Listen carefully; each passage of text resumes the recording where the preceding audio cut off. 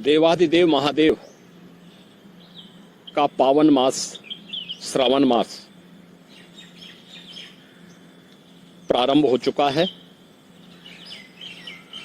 श्रावण मास की कावड़ यात्रा जग विख्यात है।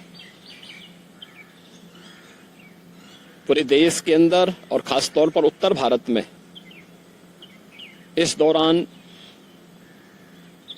शिव भक्त महादेव के अनुष्ठान में लीन होकर के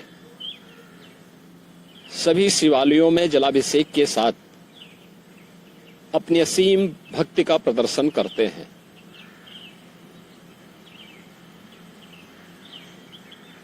केंद्र और राज्य शासन ने मिलकर के श्रद्धालु जनों की सुरक्षा, उनकी सुविधा, उनकी सुगम और सुरक्षित यात्रा के लिए अनेक प्रबंध किए हैं। कहीं कोई दिक्कत न हो, कहीं कोई अव्यवस्था न फैले, कोई भी उनकी आस्था के साथ खिलवाड़ न करने पाए, इन सब बातों का ध्यान में रख करके प्रयास प्रारंभ किए गए हैं। लेकिन हमें इस बात जरूर ध्यान में रखना होगा, मैं सभी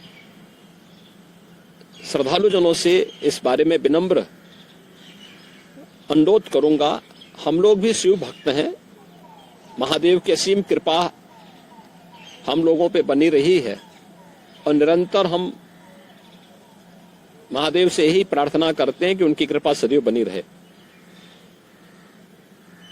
कोई भी पर्व और त्योहार, कोई भी साधना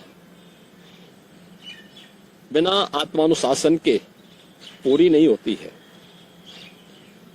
सुगम और सुरक्षित यात्रा के लिए हमें न केवल अंतःकरण से बल्कि बाहरी रूप से भी उस पूरी प्रक्रिया के साथ लीन होना पड़ेगा। शिवो भूत्वा शिवम यजेत।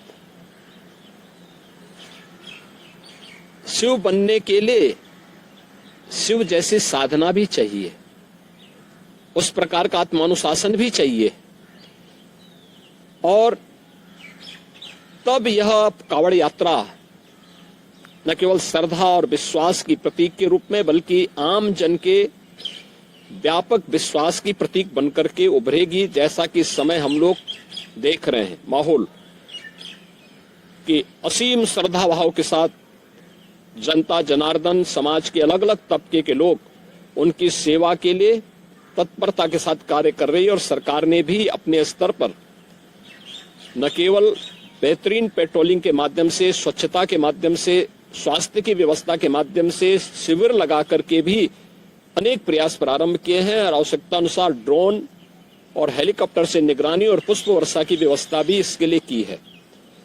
मैं सभी शिव भक्तों से अपील करूंगा कि देवादेव महादेव की ये कृपा हम पर बनी रहे।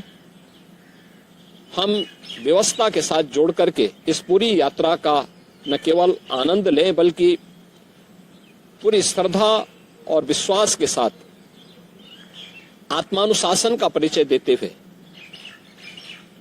इस पावन श्रावण मास के कावड़ यात्रा कार्यक्रम को सफलतापूर्वक आगे बढ़ाने में अपना योगदान दें।